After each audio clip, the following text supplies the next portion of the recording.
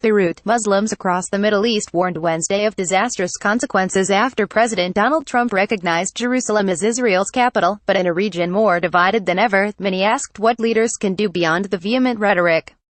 Arab powerhouses are mired in their own internal troubles, their populations tired of wars, and the days when Arab leaders could challenge the United States in a meaningful way are long gone. Beyond the eruption of protests and potential explosion of violence, there is little the Arab world can do to challenge Trump's move, unanimously decried by leaders. Jerusalem, a cherished and combustible landmark, is one of the very few unifying issues in an Arab world plagued by wars and sectarianism. But even the prospect of Trump recognizing it as Israel's capital became a reason for bickering between the Middle East's Sunni and Shiite powerhouses, Saudi Arabia and Iran, who are engaged in a catastrophic proxy war for supremacy in the region. If half the funds spent by some rulers in the region to encourage terrorism, extremism, sectarianism and incitement against neighbors was spent on liberating Palestine, we wouldn't be facing today this American egotism.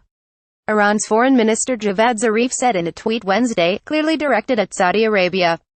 Criticism of Trump's move poured in from Cairo to Tehran to Ankara to war-ravaged Syria, reflecting the anxiety over Trump's announcement, which upends decades of U.S. policy and could ignite violent protests. Palestinian leader Mahmoud Abbas said Trump has destroyed America's credibility as a Mideast peace broker, adding in a televised statement that the decision is a declaration of withdrawal from the role it has played in the peace process.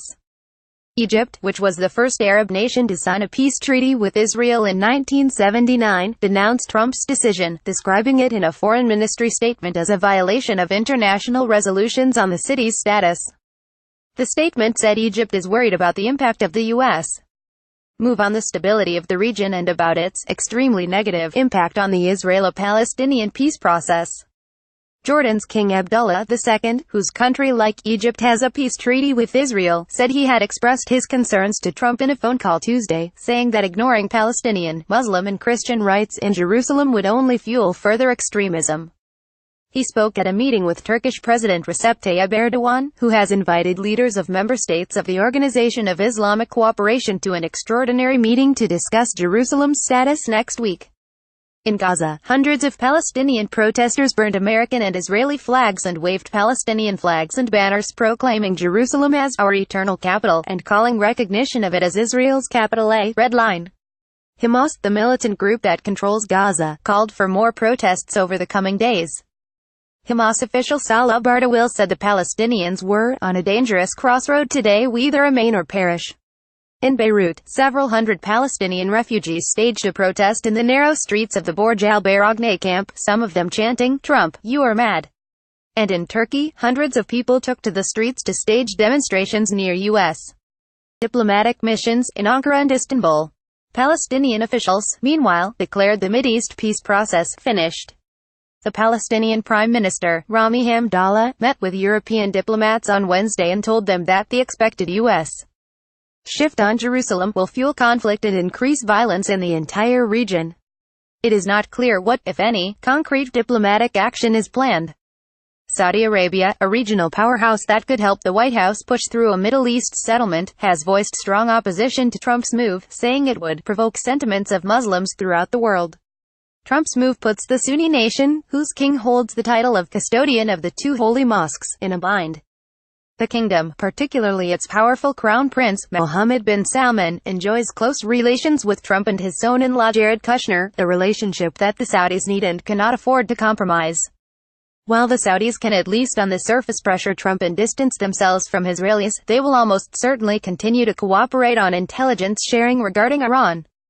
For its part, Iran will seize upon Trump's move to show itself the defender of Muslims, and Saudi Arabia cannot be seen as acting any less forceful in its opposition to recognition of Jerusalem as Israel's capital. In 1973, Arab oil producers imposed an oil embargo against the United States in retaliation for American military support for Israel, causing soaring gas prices and straining the U.S. economy in a move that demonstrated Saudi Arabia's power and Arab unity at the time. Such forceful action is all but ruled out nowadays. Saudi Arabia, Jordan and Egypt have invested in good relations with the United States and are at odds with fellow Arab countries over political and religious differences. Syria, Iraq, Libya and Yemen are mired in wars and conflict, and entire cities have been laid to waste. Sun-Island Gulf Arab states, including Saudi Arabia and the United Arab Emirates, share with Israel a deep distrust of Shiite power Iran, and their relations with Israel have somewhat thawed. Israeli Prime Minister Benjamin Netanyahu referred to this Wednesday. While he acknowledged that Israel won't be able to sign peace treaties with the Arabs without a deal on the Palestinians, he implied that ties have already been established and have plenty of room to grow. Peace treaties? No. Everything else below that? Yes, and it's happening, he said.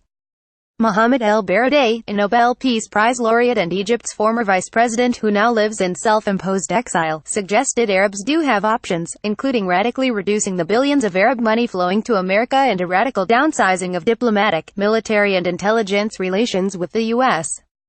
But if reaction will be limited to condemnations and denunciations, silence is the more honorable option, he said in a post on Twitter. One thing everyone did agree on Wednesday is that Jerusalem is a powder keg and Trump's decision will have huge implications in the region. Reflecting opinion in much of the Arab world, two leading Lebanese newspapers issued front-page rebukes to Trump over his expected announcement. The An-Nahar newspaper compared the U.S.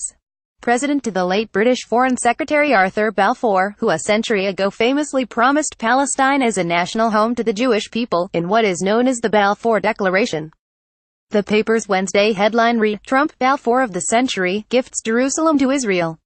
The English-language Daily Star newspaper published a page photo of the old city of Jerusalem capped by the Dome of the Rock beneath the headline, "No offense, Mr. President, Jerusalem is the capital of Palestine."